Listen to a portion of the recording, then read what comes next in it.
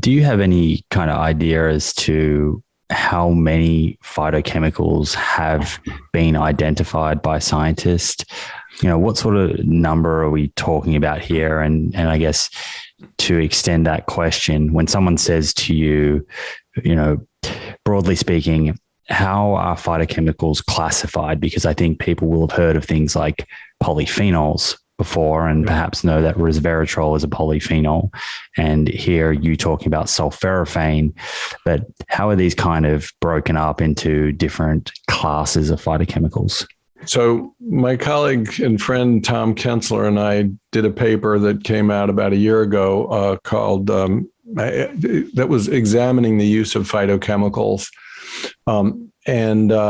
So it was published, and we wanted to pick a number for how many phytochemicals there are in the universe that someone else had sort of published, because we didn't want to because it's hard. It's a hard number to defend, frankly. And so we picked the most conservative number we could find, which was 50,000 phytochemicals. And somebody by the name of Barbassi published that in a 2020 paper in a good journal. And we said, let's pick that one. But the interesting thing is, two interesting comments I'd like to make. One is that in that paper, I, for the first time, read the characterization of phytochemicals as the dark matter of nutrition. And we used that in our paper. We copied it.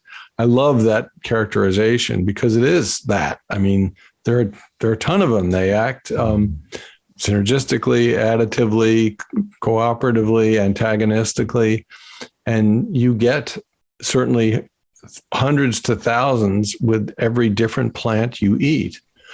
The more liberal estimate comes actually and is supported by my friends at Brightseed, a biotech company out in San Francisco. And they're doing sort of metabolomics of plants. They're doing prospecting of phytochemicals, and they're using all the latest tools of artificial intelligence and the latest technology. And their estimate is that the number is more like 5 to 10 million phytochemicals in the world of plants. Now, chop that in half and say only half are from edible plants and half are from toxic plants. It's still a damn big number.